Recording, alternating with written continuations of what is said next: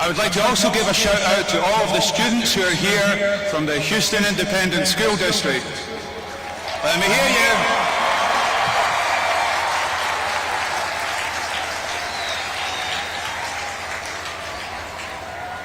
This is really what it's all about. And to the college students from Rice and our sister universities around the city. Most of you will be alive 40 years from now when we will be celebrating the 100th anniversary, and who knows, perhaps we will even have a live feed from the women and men living and working on the moon. With his enduring words, President Kennedy inspired a generation of astronauts, scientists, engineers, and explorers to make the impossible possible. Join me in learning more about the impact of this speech and take a moment to hear from the Director of the John F. Kennedy Library, Alan Price, and NASA Deputy Administrator, Pam Melroy. Thank you.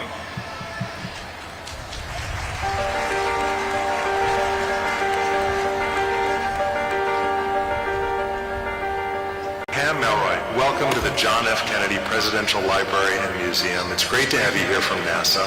Thank you, Alan. It's really an honor to meet you, and it's an honor and a thrill to be here. It's an absolutely beautiful museum. So let's talk about space and President Kennedy. The speech at Rice University, although it followed a message that he had sent to Congress, in so many ways captured the moment in a very specific way. His direction about sending a man to the moon, and he talked about doing other things as well, returning him safely by the end of the decade. It's iconic. The speech, I think, is remarkable, and I'm so glad that it continues to resonate and inspire today. I think that some people don't fully appreciate the ambiguity of the science at that time and how bold that statement was. And yet, this bold statement of we're going to do it and bring them back safely, an extraordinary statement. I think it was a statement of belief in the capability of America, yes, that we could solve those problems. And I think that has really stuck with me. One of the things that I see about NASA is once we have decided what it is the thing that we want to do, everyone just goes and does it. And I think that speech kind of can do it, and then we're going to prove to you that we can. And I think that lingers today.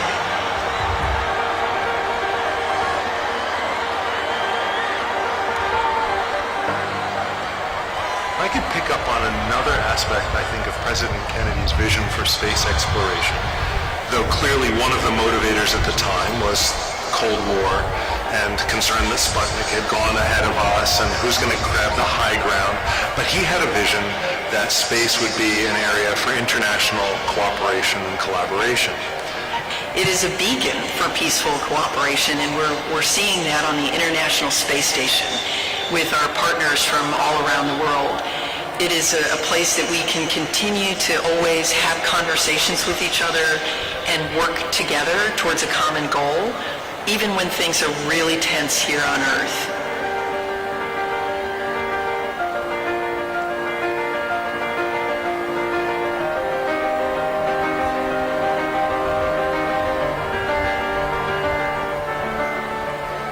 So, who gets to go to space?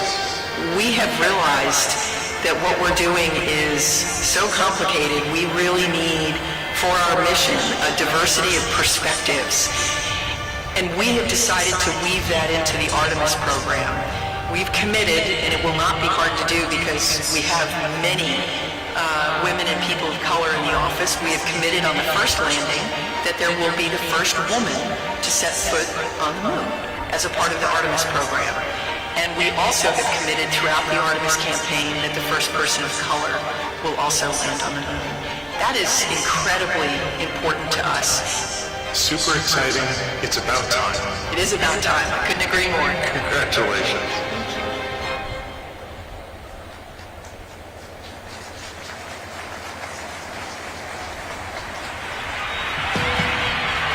We meet in an hour of change and challenge, in a decade of hope and fear, in an age of both knowledge and ignorance. knowledge increases, the greater our ignorance unfolds.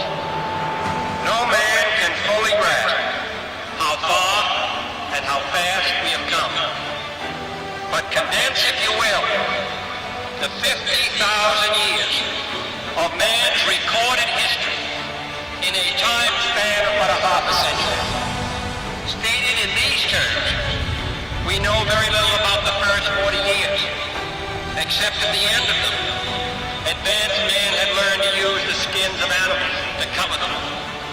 Then about 10 years ago, under this standard, man emerged from his caves to construct other kinds of shelter. Only 5 years ago, man learned to write and use a cart with wheels. Christianity began less than 2 years ago. The printing press came this year. And then less than 2 months ago, during this whole 50-year span of human history, the steam engine provided a new source of power. Newton explored the meaning of gravity. Last month, electric lights and telephones and automobiles and airplanes became available. Only last week did we develop penicillin and television and nuclear power. And now if America's new spacecraft succeeds in reaching Venus, we will have literally reached the stars before midnight tonight. This is a breathtaking pace, and such a pace cannot help but create new ills as it dispels old. New ignorance, new problems, new dangers. Surely the opening vistas of space promise high costs and hardships, as well as high reward. So it is not surprising that some would have us stay where we are a little longer, to rest, to wait. If this capsule history of our progress teaches us anything, it is that man in his quest for knowledge and progress is determined and cannot be deterred. Those who came before us made certain that this country rode the first waves of the Industrial Revolution, the first waves of modern invention, and the first wave of nuclear power.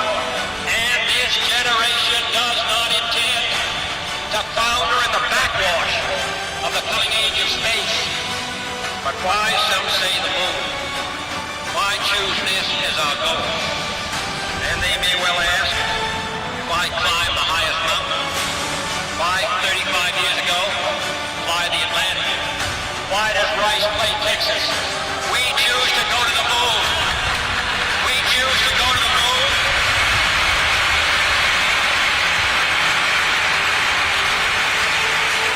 We choose to go to the moon in this decade and do the other things, not because they are easy, but because they are hard. Because that goal will serve to measure to the best of our energies and skills, because that challenge is one that we are willing to accept. One we are unwilling to postpone, and one which we intend to win.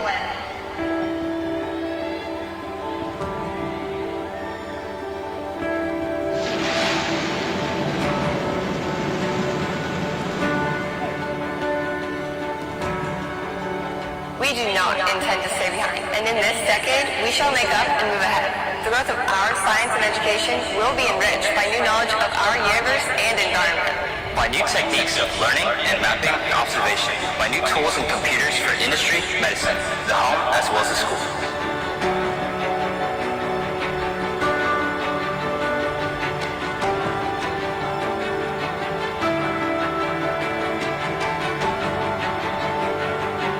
What was once the first outpost on the old frontier of the West will now be the first outpost on a new frontier of science and space.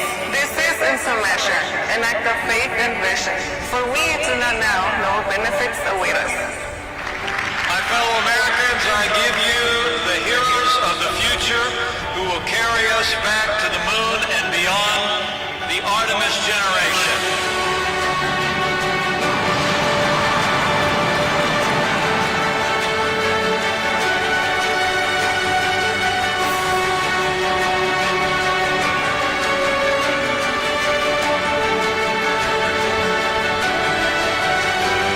To do all of this,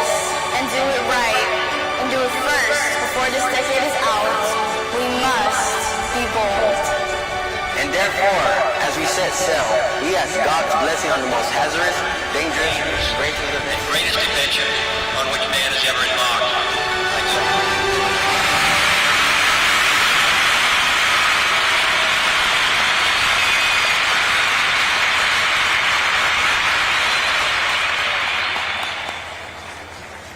What a fantastic video. I mean, it really doesn't get old, and I hope you have a chance to listen to those words. And I'm looking at you, Houston ISD.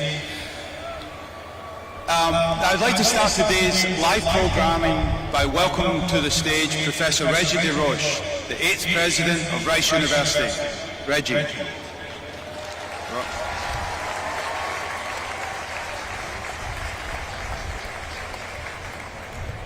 Thank you, David. I still get chills when I see that video. Before I begin, I want to thank all of you for being here. And we know it's hot and humid, but we will all be very brief with our remarks. In the audience, we have astronauts, elected officials, Rice Board of Trustees, Rice faculty, staff, students, and alumni, and leadership from NASA and the Johnson Space Center. I want to extend a special welcome to the thousands of students here from the Houston Independent School District. Thank you for being here.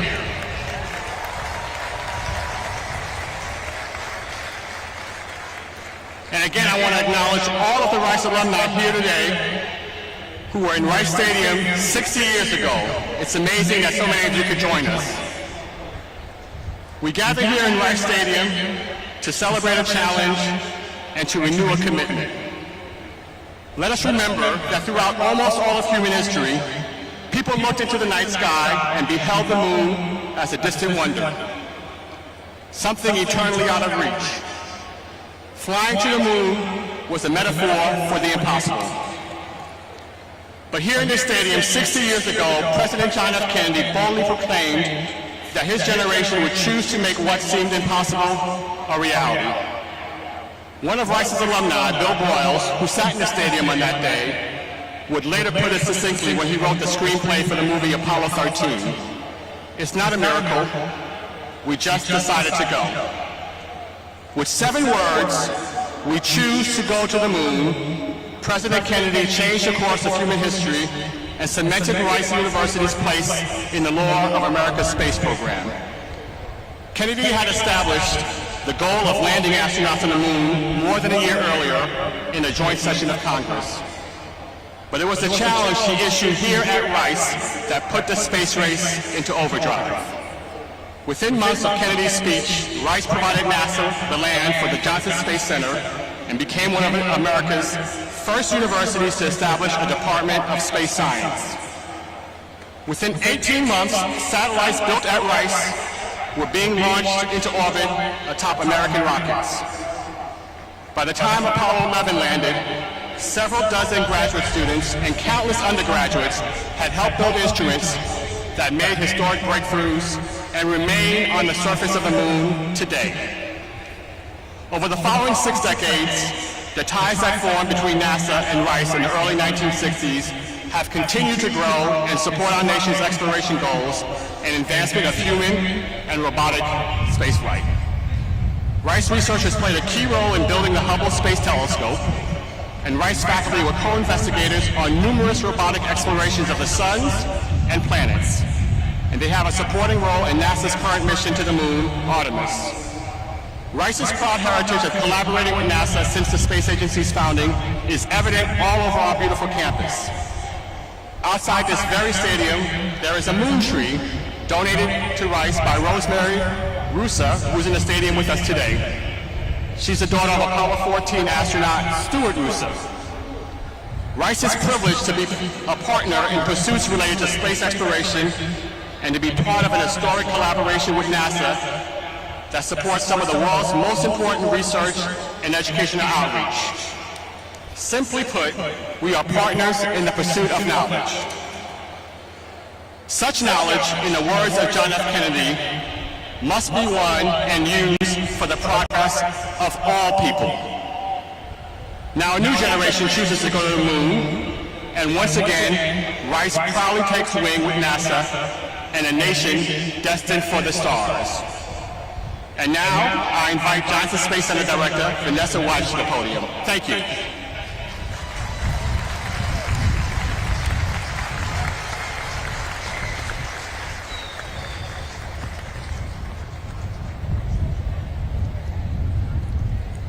Thank you, President DeRoche. Good morning, distinguished guests, elected officials, and the greater Houston community. I'd like to especially welcome the hundreds of students from the Houston Independent School District.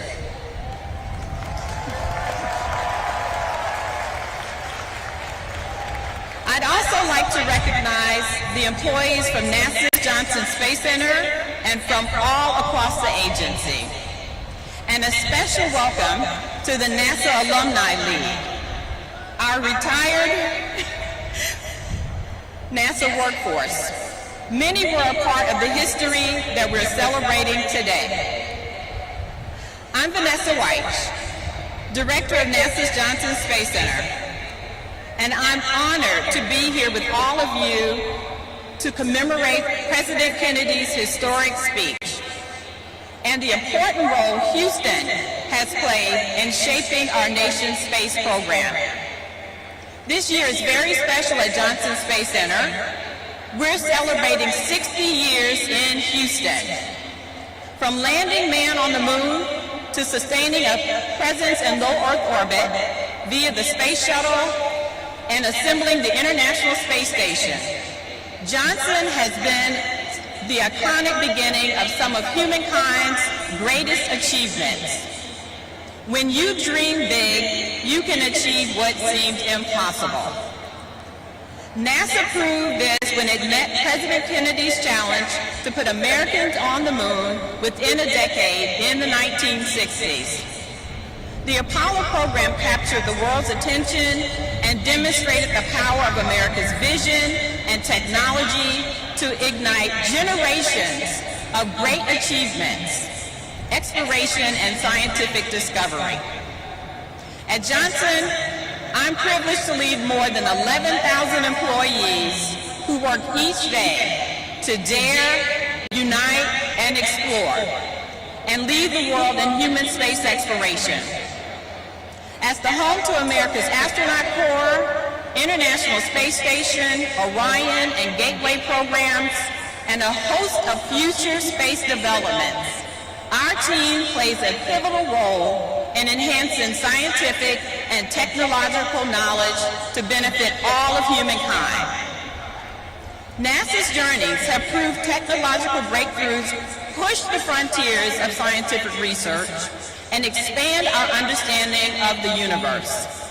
These accomplishments and those to come share a common genesis: education in science, technology, engineering, and math.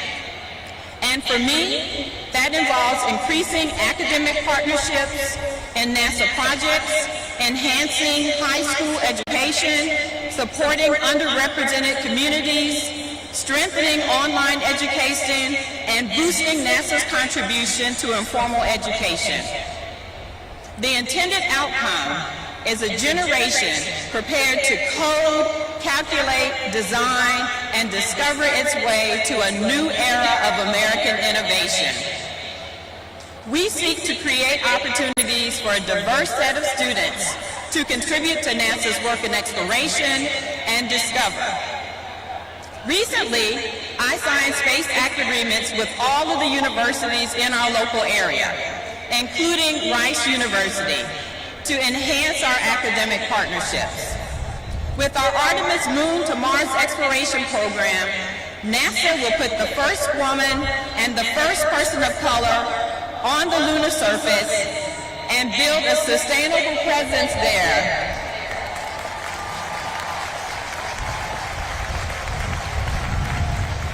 And in lunar orbit. Then we will use what we learn to take the next giant leap, sending astronauts to Mars.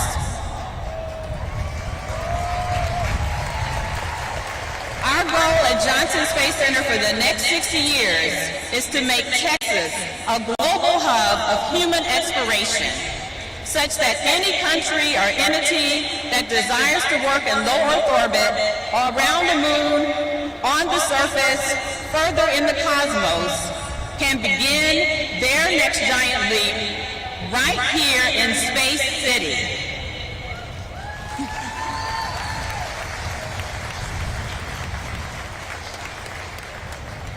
As you listen to the guest speakers today, I challenge everyone to get involved and help us grow the next generation of explorers.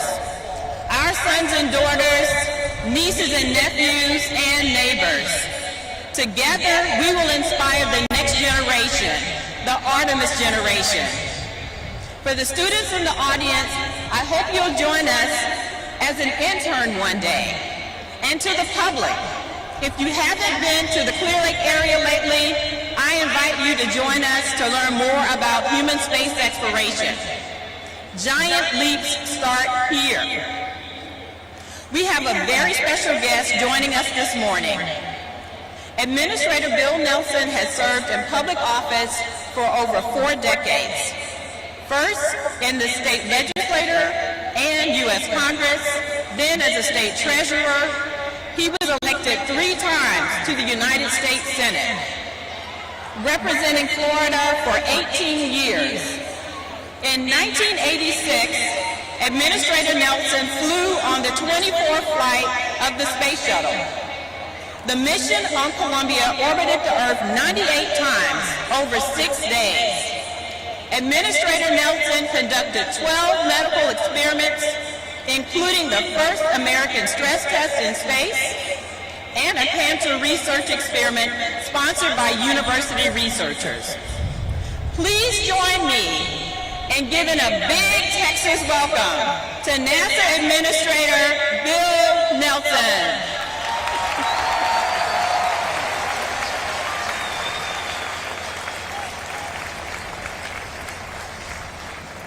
If it's any consolation to you students, it was as hot 60 years ago in this stadium with the president as it is today. Director Weiss and members of the NASA family, President DeRoche and the Rice community, Chairwoman Eddie Bernice Johnson, my friend, Representative Brian Babin, my very good friend, Sheila Jackson-Lee, my old friend, Al Green, my new friends, Sylvia Garcia and Lizzie Fletcher, and Mr. Mayor Turner, and of course, the educators and students from the Houston Independent School District. So thank all of you for being here. I'm going to be merciful to you because I'm going to be short. Throughout America's story, there are defining days. Days when minds change, hearts fill, and imaginations soar. Days when visions transform the trajectory of the American story, which is our story. And one of those days happened 60 years ago. It happened in this same city, at this same stadium, in the same sweltering heat of a sunny September day.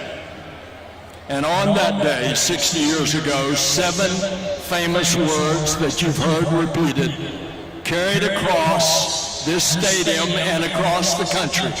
We choose to go to the moon. President Kennedy knew that vision would be hard, not easy. He made that clear. He said what he said.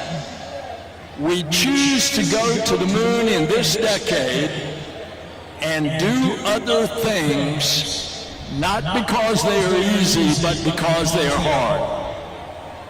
He understood we still had to make major scientific and societal advances, but he also sensed something else, our country's can-do spirit. It's a spirit that drives us to make the impossible possible. And 60 years ago, we came together to do just that. The space program propelled to the forefront of culture and consciousness. It galvanized a historic effort that we are now the stewards of.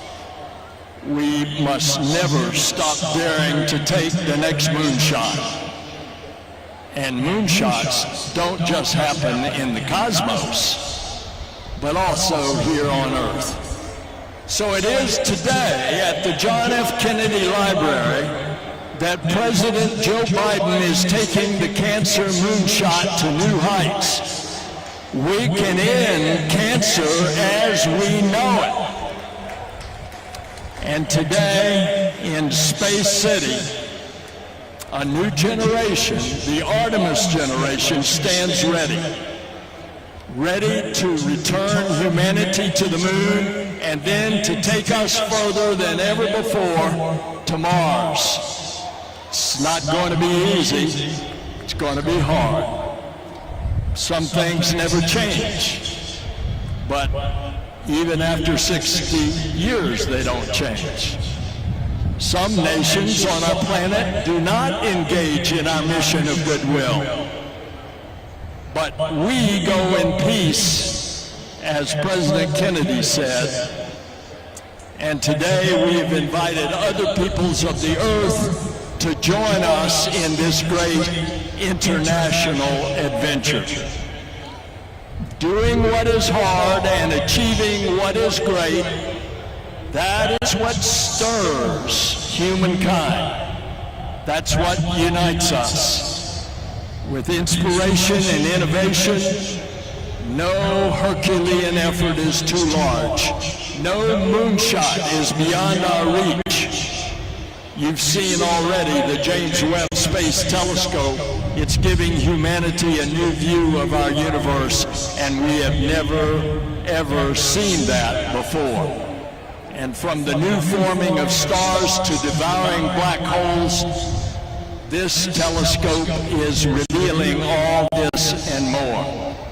And now the Artemis generation is about to leave quite a mark. This generation, all of you, students from all over America, students throughout the world, this generation will choose to go to Mars. And that journey begins right now with humanity's return to the moon. Obviously, we had all hoped that Artemis 1 would already be on the way to the moon. But the NASA team has been working around the clock. Their resolve and perseverance are unrivaled. And I have full faith in this team and the mission. We will launch when we are ready. But mark my words, we are going. And when the final go is given, Artemis 1 will roar to life and soar to the moon. And every observation we make and every lesson we learn on this first Artemis journey prepares us and the way for humans to venture even further. Ladies and gentlemen, Mars is calling. Why? Because it's in our DNA to explore. Billions of years ago, the dry, toxic red planet we know as Mars might have once been like the Earth. Where did the water go? Why did the atmosphere change? Humans can discover much more than robotic explorers. We are more efficient, not to mention our intuition.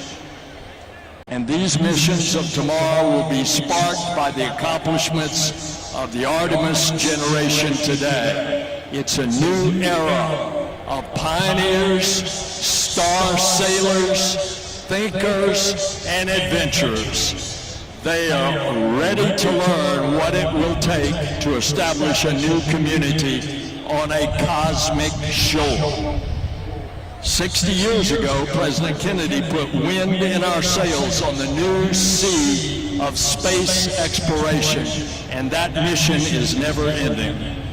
It's a mission about science and the advancement of the human spirit to expand what is possible.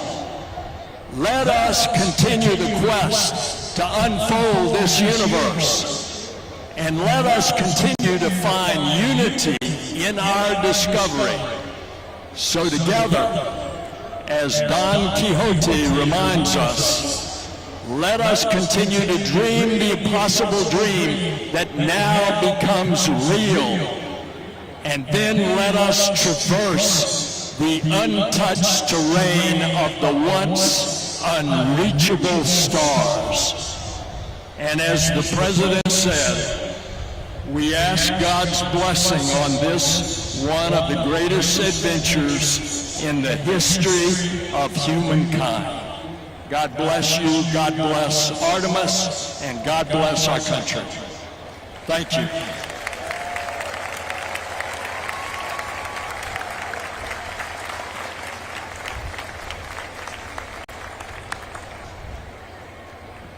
Thank you, Administrator Nelson. So now we're lucky here in Texas to have representatives who are supportive of the Artemis program, the future of space exploration, and NASA's many missions. I'd now like to introduce videos from Senator John Cornyn, Senator Ted Cruz, and Congressman Randy Weber, who wish they were able to be here in person today.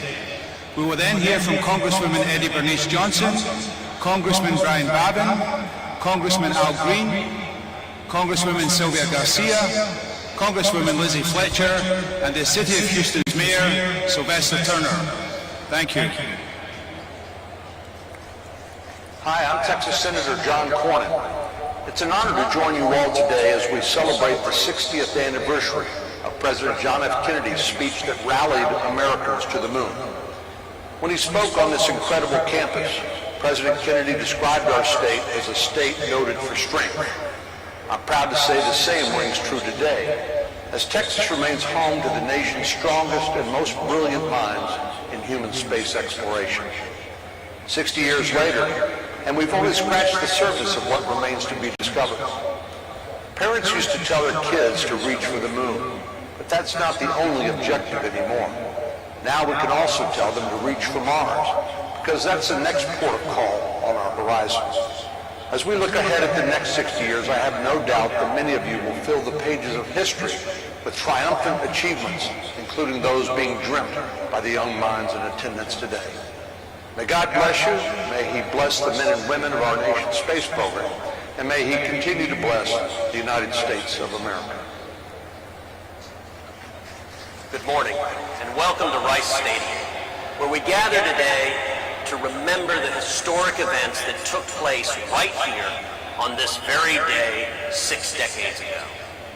On September 12, 1962, President John F. Kennedy famously gave a speech about why we as a nation choose to undertake the bold endeavor of traveling to the moon. Today I'm here to echo the sentiments of President Kennedy and a nation yearning to explore the final frontier, as NASA embarks on a journey to reignite the space age, planning missions to the moon and Mars. In the words of President Kennedy, we choose to go to the moon in this decade and to do the other things, not because they are easy, but because they are hard. Because that challenge is one that we are willing to accept, one that we are unwilling to postpone, and one which we intend to win. Just as we chose then to go to the moon, today we choose to go back to the moon, and after that we choose to go to Mars. The prospect of achieving these goals wouldn't be a reality without the tremendous work of all of you here in Houston. Houston and Texas has been the hub of human spaceflight for the past 60 years, and will continue to be for at least 60 to come with the help of the next generation of innovators like the Rice Owls and the HISD students in attendance today. The contributions of hardworking Texans in the space industry and talented young Houstonians like yourselves are just a few of the many reasons I am so proud to serve the Lone Star State. May God continue to bless the United States, and may He bless all of you on the next greatest adventure on which man has ever embarked. Friends, as a member of the House Science, Space and Technology Committee and a representative of many great NASA employees and contractors, it's an honor to join y'all virtually.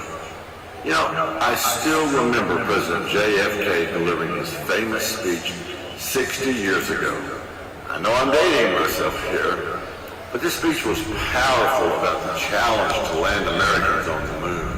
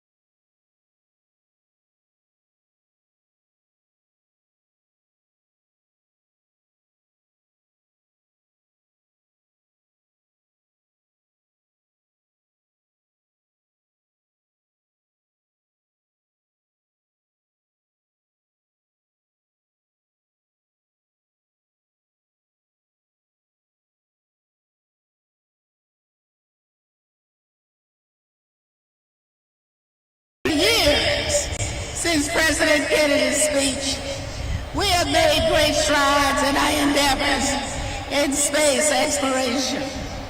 Americans now live and work on the International Space Station. Our rovers are exploring the surface of Mars. Our telescopes are peering into the depths of the universe, and so much more. And many people comment all the time about how much it costs. I want to share with you, for every dollar we invest, we get $7 back in services and materials. So as I look at this crowd today, I see the faces of rising generations. Nothing in my experience in working with this committee and students is more fascinating than space exploration. So we must encourage our young people to keep that interest. Our work is just really beginning. And soon, thanks to the Artemis program, you will have a chance to experience Americans once again landing on the moon. Except this time, the first woman and the first person of color will be a part that steps on the moon. I hope one day some of you students that's here today will follow in their footsteps.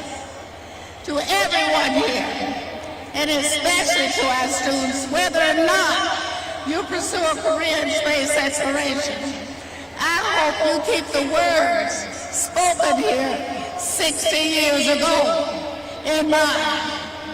Choose to do the hard things more often than not.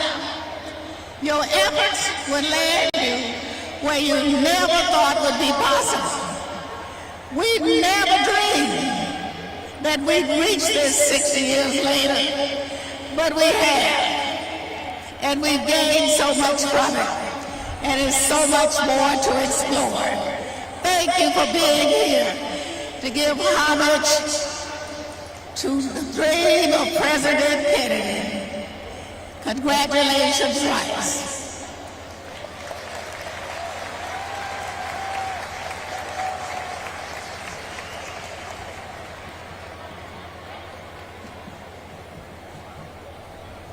Thank you. I'm Brian Babbitt. I represent the 36th District, and I have the great honor of representing Johnson Space Center. What an honor to be out here today. Thank you. In May of 1961, from the Speaker's rostrum in the House of Representatives, President Kennedy charged Congress with an ambitious mission to send astronauts to the moon. But to accomplish this extraordinary feat, NASA realized that they would need a new facility to spearhead human space exploration, and folks, Houston answered that call. 1 year later, President Kennedy stood right here at Rice University Stadium to proclaim, this city of Houston, this state of Texas, this country of the United States was not built by those who waited and rested and wished to look behind them. Houston was given a mission, the Manned Spacecraft Center. Now NASA's Johnson Space Center in Houston would lead this country's extraordinary efforts in getting Americans to the moon. Kennedy declared, we choose to go to the moon in this decade and to do other things, not because they are easy, but because they are hard. You've heard this many times today. But because that goal will serve to organize and measure the best of our energies and skills, because that challenge is one that we are willing to accept, one we are unwilling to postpone, and one that we intend to win, and the others too. As you all know, in 1969, America accomplished the goal of landing a man on the moon and returning him safely to Earth, a feat never before achieved by any other country, and we did it 5 more times.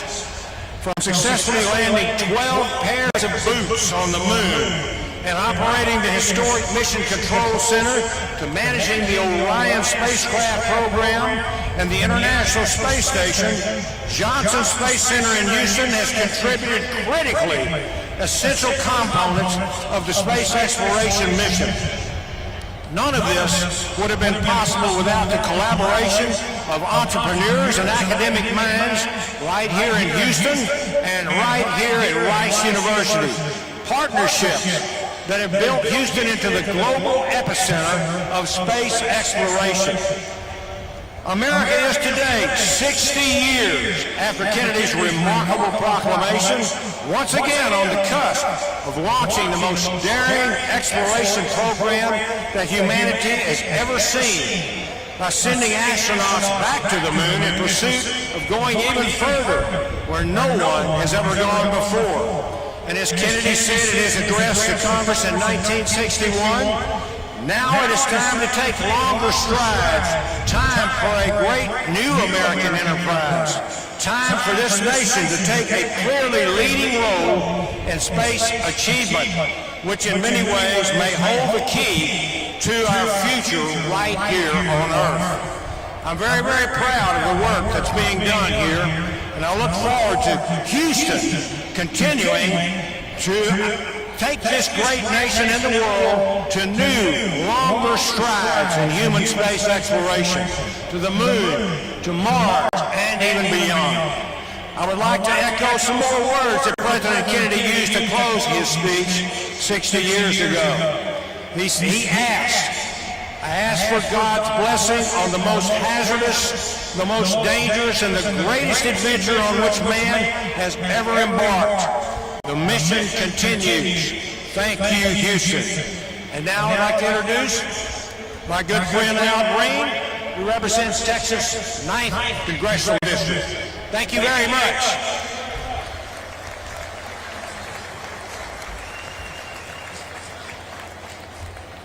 Congressman, thank you very much for your very kind and warm introduction.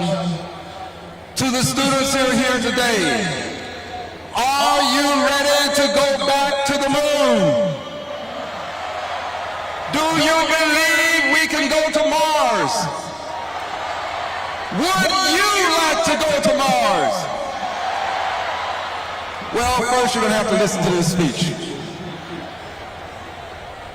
Friends, President Kennedy had something unique. The French call it je ne sais quoi, something very special. It was that something special that made him very special among the presidents of the United States of America.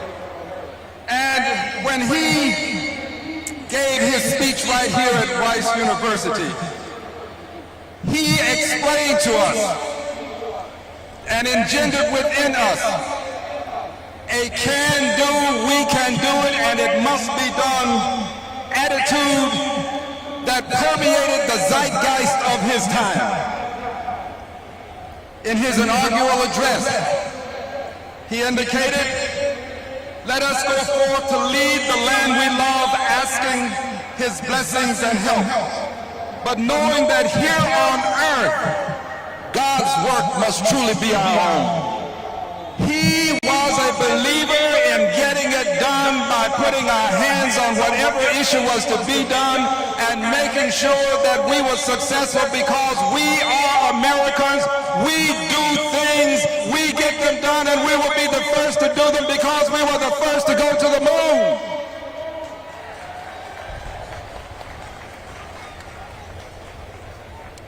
Nearly 2 years later, President Kennedy, this was after his inaugural address, reduced the impossible to the difficult. And the difficult he reduced to a matter of choice when he proclaimed that we choose to go to the moon in this decade and do the other things not because they are easy, but because they are hard. But what he said about going to the moon was something that young people across the length and breadth of this country took to heart. Young people decided that they wanted to do the difficult things. They decided to major in math and physics and engineering because they wanted to assure this country that they too believed that we could do the difficult things. These young people did these things because they were hard. And his response, President Kennedy's response to the naysayers and doubting Thomases, was captured when he extolled, by way of exemplar, this city of Houston, Texas, this state, this country of the United States was not built by those who waited and rested and wished to look behind them. Further, he indicated the exploration of space will go ahead whether we join in it or not. No nation which expects to be the leader of other nations can expect to stay behind in the race for space. President Kennedy, the great president, the president who led us into space, led this nation to believe that although the magnificent insular, this island that we know as Earth, is our genesis, our preeminent destiny is the stars. Are you ready to go to the stars? Let's do it. It is our preeminent destiny. God bless you. It is now my preeminent privilege and my superlative pleasure to introduce the Honorable Congresswoman Sylvia Garcia. Give her a big hand, please.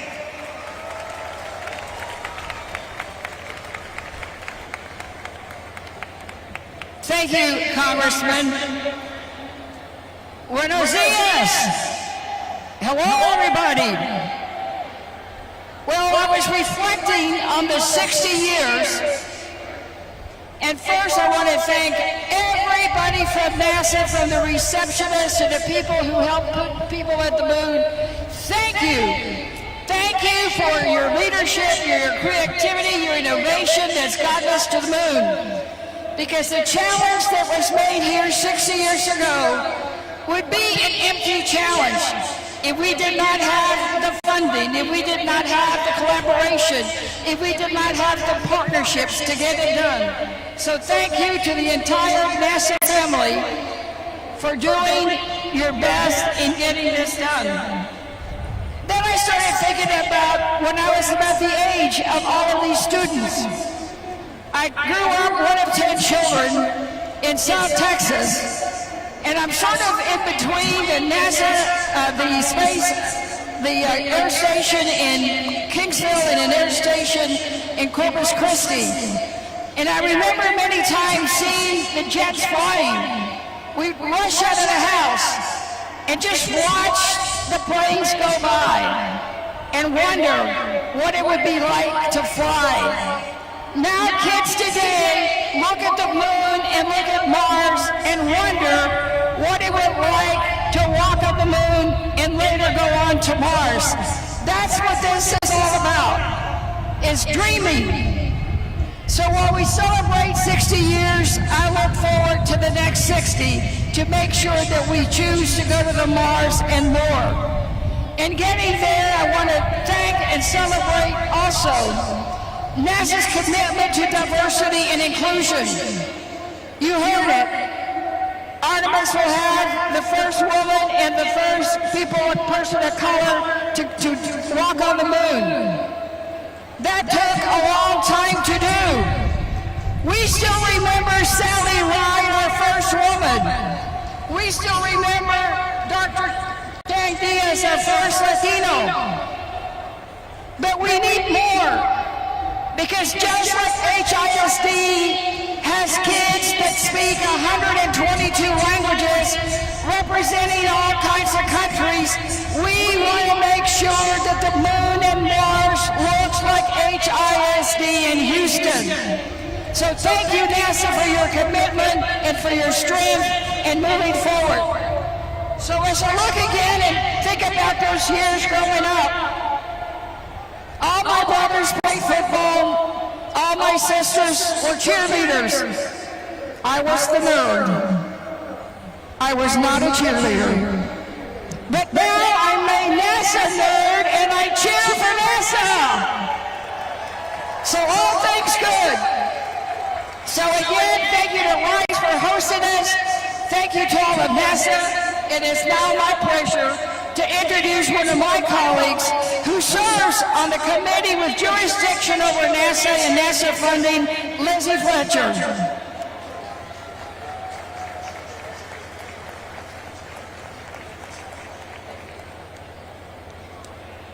Thank you so much, Congresswoman Garcia.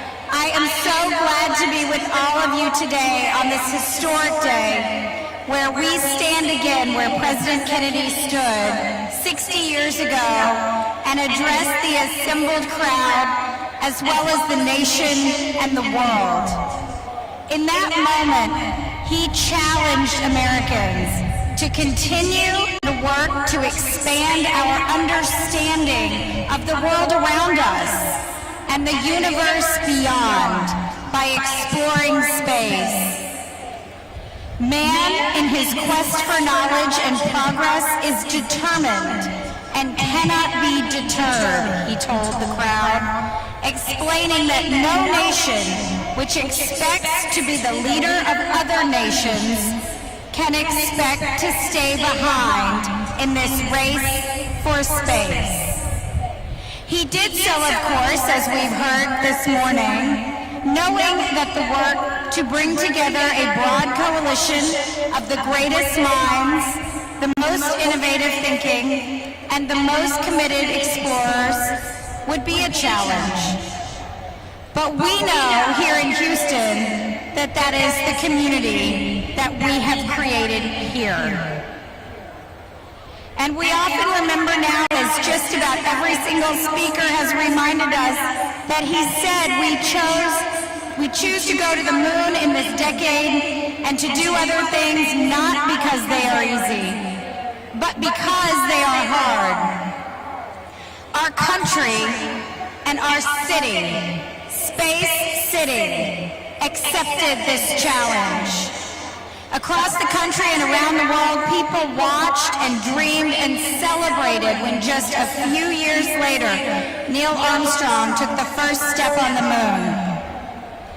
And most of us here, I think all of us here know, that the first word ever spoken from the moon was Houston. Over the last 60 years, we have worked here in this city, here in this university, and here at NASA's Johnson Space Center to meet this challenge, to continue the search for knowledge and progress, and to do so, as President Kennedy said, in pursuit of peace. And we see that reflected so beautifully in those who are assembled here today, the students, the NASA alumni, the community members, the people here in this community who have taken that challenge. President Kennedy challenged all of us as Americans to come together for the good of all mankind. And that remains our challenge. And that is the work of those who are here today, Administrator Nelson, Director Weiss, President DeRoche, and so many others whose lives and work reflect this vision and this commitment. And so today, I hope that this 60th anniversary commemoration inspires us all to commit ourselves again to this purpose, to this vision that President Kennedy laid out right here 60 years ago, to the challenge of doing the learning and the leading, so that together we can make progress for all. And with that, I am so proud to introduce a man who personifies that spirit, Houston Mayor Sylvester Turner.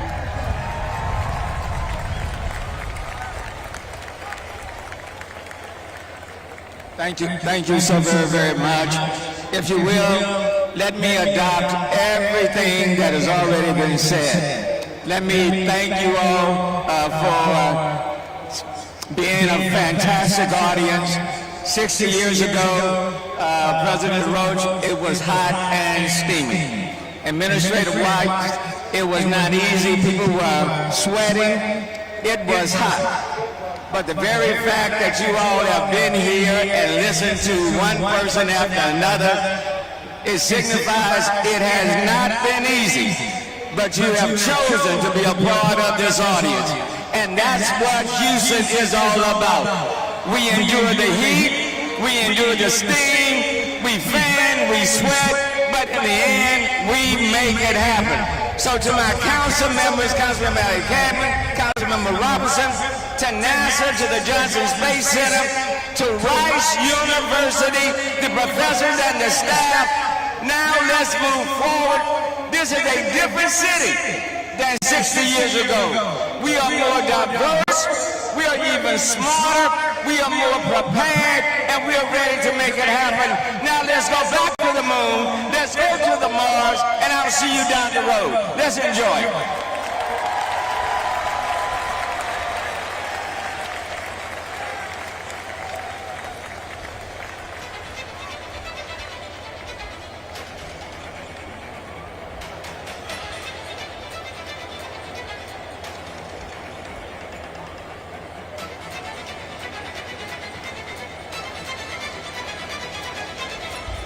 British explorer George Mallory, who was to die on Mount Everest, was asked why did he want to climb it.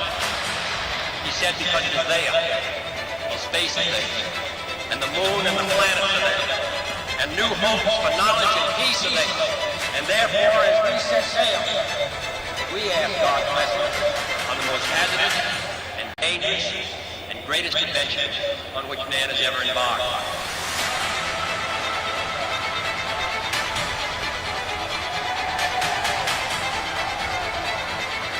We set sail on this new sea because there is new knowledge to be gained and new rights to be won, and they must be won and used for the progress of all people.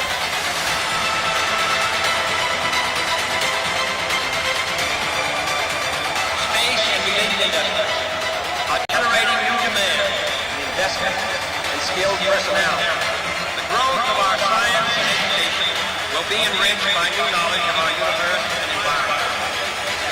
To solve these mysteries, to solve them for the good of all men.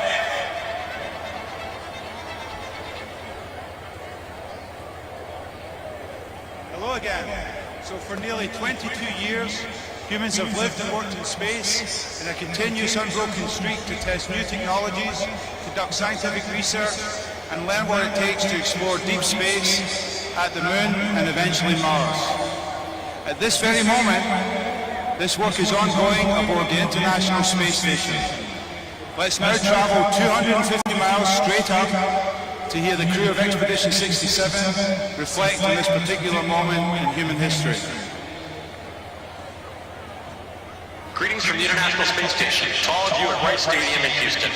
I'm NASA astronaut Kjell Lundgren, joined by my crewmates and fellow NASA astronauts Bob Bynes and Jessica Watkins, as well as European Space Agency astronaut Samantha Christopher-Wren. We are honored to join the 60th anniversary celebration of John F. Kennedy's historic moonshot speech. Today is a day to reflect on how far we have come and to reaffirm our commitment to the exploration of space for the benefit of all. The Apollo program was an awe-inspiring example of what we are capable of when we commit our talents and resources to a complex goal. We are proud to continue that bold tradition today with more than 2 decades of continuous presence aboard the International Space Station. The work we're doing here on station builds on the Apollo program and helps to prepare us for the next chapter in human history under the Artemis program. We'll return to the moon, and from there, we'll prepare for human exploration of Mars. As a testbed for deep space exploration, the station is helping us learn how to keep astronauts healthy during long-duration space travel and demonstrating technologies for human and robotic exploration beyond low Earth orbit. International collaboration is what made the dream of a scientific and commercial orbital laboratory a reality. The remarkable achievements of the International Space Station are made possible by the diversity of talents and experience international partners bring to the project. With Artemis, NASA and its international partners will build on the decades of collaboration to press forward to the next frontier and land the first woman and the first person of color on the surface of the moon. Our long-term goal has always been to send humans to Mars, and the moon is an important step on that journey. With the experience we gained through Artemis, we will establish sustainable human transportation, habitation, infrastructure, operations, and science that enables deep space exploration. As we celebrate President Kennedy's historic speech, we are reminded that we count on the next generation to carry on the passion of exploration. We need you, the next generation of scientists, engineers, explorers, and other STEM professionals to join us in the excitement and make this dream possible.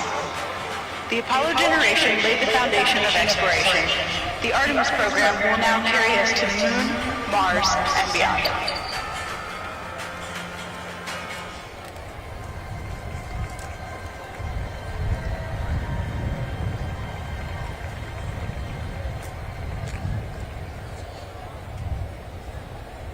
Good morning.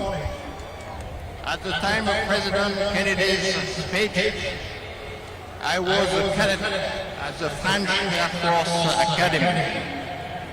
Like many other young people on the planet, I understood that a new era of space exploration had begun.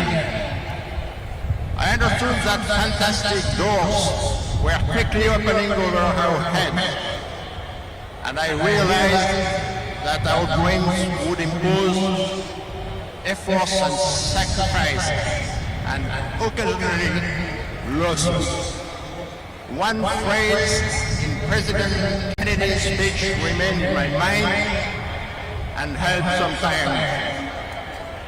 If this capsule history of our progress teaches us anything, it is that man in his quest for knowledge and progress is determined and cannot be deterred. Thanks to President Bush to space exploration, each of us in the job got his or her inspirational lessons. I was not alive when President Kennedy made his speech here in this stadium, but I was a 4-year-old living in Houston when we first walked on the moon. I remember being in my backyard with my parents and my older sister looking up at the moon that was rising over the roof of our house. I remember my parents saying something to the effect of, "We have people there." It was then that I decided I wanted to be an astronaut. The part of President Kennedy's speech that always resonated with me is that iconic line about doing things because they're hard. But then it's the next phrase. He said, because that goal will serve to organize and measure the best of our energies and our skills. It was certainly true then, and is still true now. Big, difficult challenges demand the best of our energies and our skills, and our humanity. The future of humanity through space exploration depends on the strong acceptance of ethical values that should already drive our civilization. All of us space travelers can witness that the more we climb, the more we forget about the struggles on Earth, and the more we feel the fragile soul of our beautiful home planet. The full beauty of the Earth appears with distance, and we can appreciate thanks to the amazing discoveries of the Hubble and James Webb telescopes. Jean-Luc, you are right about the beauty of the Earth. Looking down from the space station, one has a unique vantage point to take in the wonders of our planet. The continents, the oceans, the clouds. You can see that we are all one together on our precious and yes, our fragile Earth. Turning one's gaze to the stars, you can feel the enormity of the universe. You know that we need to continue to explore, and we need to continue it in peace and harmony together. Let's us all preserve the beauty of our planet and get ready to pursue on the same ship the fantastic odyssey of space exploration. And we are doing that. Right now, on a launch pad at the Kennedy Space Center, is our first Artemis rocket. Very soon, we'll be launching once more towards the moon. NASA is working with our commercial partners and international partners to establish the first long-term presence at the moon.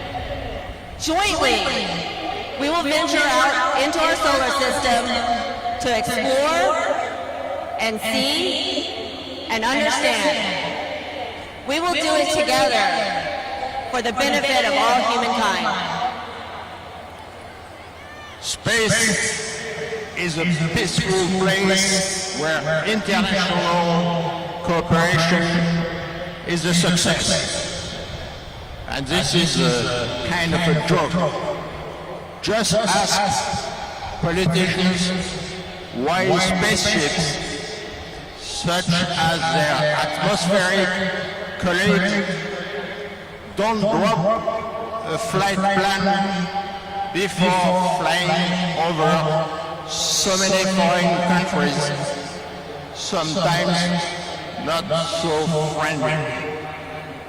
Thanks, America, for your international cooperation initiative.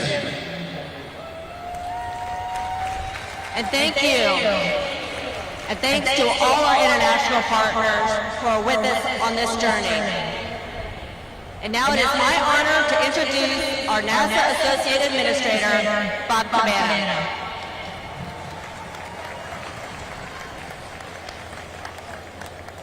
Thank you, Shannon. All right. We are going. Now, as JFK declared 60 years ago, we are choosing to go. And we're going together. We're going because of our unified goal and the strength that comes from our diversity. The impact of Apollo and the achievement of bold exploration goals has rippled out in ways that would be impossible to precisely measure. We not only went to the moon, but we are now looking at stars form in the earliest parts of our universe. We're flying helicopters on Mars. And we're using advancements in technology and science to understand our own home planet, Earth. NASA has also changed. We've moved forward. We're more inclusive. We're more diverse. We have a whole generation, a few thousand of them. Those are here with us today, and they were really smart. They moved up under the shade. Anyway, they're with us today, including our next and final speaker, the talented and accomplished Houston Youth Poet Laureate, Avian Hogans. Now, anyone that is 21 years old or younger, for their entire life, people have been living and working aboard the International Space Station. For them, humanity as a spacefaring species is just a part of what we do. I had the extreme good fortune to fly 4 space shuttle missions as a NASA astronaut. And I often get asked which one was my favorite. And it's easy. It was my last one. The first assembly mission of the International Space Station. And one of my crewmates, Rice alum Dr. Jim Newman, is here in the audience today. Since November 2nd of 2000, humans have been continually living and working in space. That's significant. It impacts the way we see the world. It's why I always encourage people to get out, look up, watch it fly overhead. Now, if you missed it at 5:30 this morning, I doubt most of you were out then. Weather permitting, there's another 4-minute opportunity at 8:30 this evening as it comes over Houston. I love to watch it pass over and know that my friends are up there, advancing technologies we need for the new Artemis missions to the moon and paving our way to the future. Today's students, those here with us today, and in classrooms throughout the country and around the world, have not seen us send people to the moon yet. But they will. We are going. We are going to explore the unknown. What is life like on the south pole of the moon? What can we learn from the formation of our own planet by being on the moon? How can we live further away from Earth? Our goals are ambitious. It's not easy, but we can accomplish hard things. We dare mighty things. We are so close to launching the first Artemis mission with our Mega Moon rocket, the Space Launch System, and the Orion crew capsule with 4 astronauts. We're going to put those spacecraft through a rigorous mission without crew in the extreme environment of deep space to prove we're ready to fly crew on the Artemis II mission. On this first Artemis mission, Orion will fly further from Earth than any spacecraft built for humans has ever flown, and stay in space longer without docking to a space station than any ship has ever done before. And then it will return home faster and hotter than ever before. Astronauts on their first flight aboard the Orion spacecraft on Artemis II will lead the way so we can land the first woman and the first person of color on the moon on Artemis III. These early missions will enable future lunar surface missions, preparing us to send astronauts to Mars.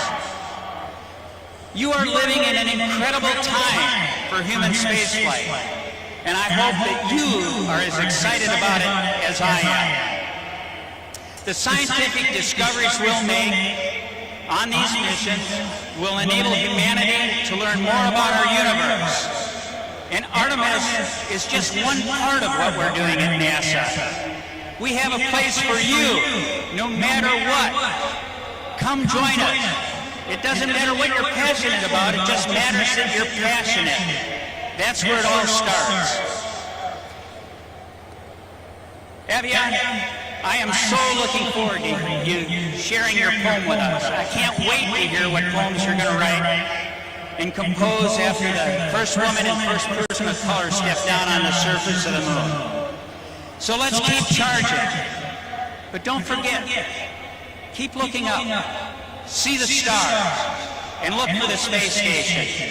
And wave hello to those astronauts up there as we go to the moon and further with Artemis. Thank you.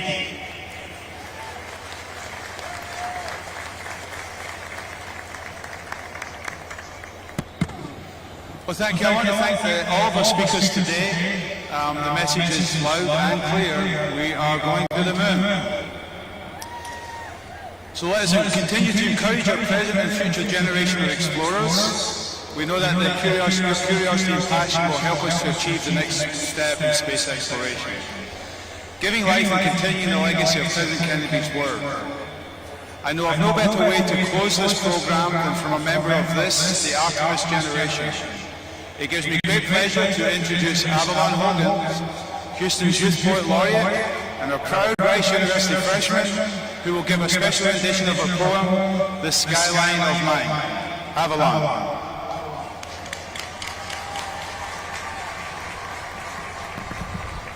Hello, my name is Avalon Hogan. Along with being Houston's Youth Poet Laureate, I am also a freshman here at Rice University. I wrote a poem entitled Skyline of Mine. It's about Houston. As a native Houstonian, many things make me proud to live here. I am proud to attend the 6th best school in the nation. I am proud to be here today to commemorate such a monumental occasion. I feel a special connection with NASA. My grandmother worked there for many years as a government worker and even received a letter from President Obama before her retirement honoring her work at NASA. My grandmother inspires me daily to be resilient and to follow my dreams. And I see this also in the city of Houston. That's what's so great about Houston. It's full of talented, hard-working individuals who inspire one another. This inspired my poem, Skyline of Mine, which is about how the people make this city so bright. I was born and raised here in the 4th Ward area as a shy kid who loved to write but was scared to speak her mind. But as I got older, I uncovered more and more about how truly unique and beautiful Houston's art and culture is here. It has been impossible to deny my own aspirations. Houston is full of creation and innovation, from the museum district to the med center to our own neighborhoods and the stadium we're in right now. I feel so proud to grown up to be a Houston artist. I hope one day I can inspire others to shine and reach for their own stars too. Skyline of mine. My heart beats along to the foot traffic of downtown. Sidewalk sky meets my potential. Skyscrapers point me to my limitless limits. I hold my head high because I'm H-Town bound. Our culture, so influential, paints such a beautiful and diverse image. My city sparks hope. My city gives light. My city's my only home, and locally made, my city's my birthright. I've seen fireworks out my window. I've imagined my own Afro-American dream. I've seen thunder out my window. I've watched flooded gloom drain back to gleam. Houston strong, we rebuilt our legacy. Brick by brick, we regenerated our home. The days were long and dark in Hurricane Harvey, but Houston hope doesn't drown, it floats. The days were long and dark last year, when Texas snow turned to power gone. But as the freeze froze over, we huddled in closer, leaning on our community to keep us powering on. Dressed to impress, my home is the most diverse in the nation.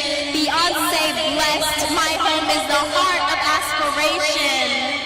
But the art is in the artist, and the food is in the cook. The singer is in the song, and the author is in the book. It's the people who make this place worth praising. It's the culture that makes this place so amazing. Who says you can't see stars in the city? They're coming down the highway, they're running through the park. Who says stars don't shine as bright in the city? In Houston, Space City nickname, we can see stars in the light and in the dark. Houston, we have a problem, and our Houstonians can solve it. Home to the wisest and kindest you'll ever meet. Shout out to the first-gen students at Rice University.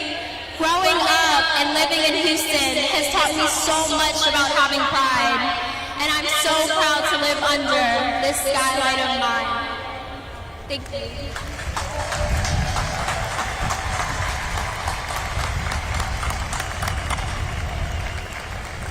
I actually didn't think it was possible to get goosebumps in this temperature, but thank you, Alvin, that was fantastic. That was a beautiful way to honour the ideals and visions for Houston. Before leaving the stage to the Rice Marching Owl Band, I want to thank you all for being our guests at this very special celebration, and to remind you that the future in space starts with you. Please enjoy the exhibit space and have a safe journey home. Thank you all.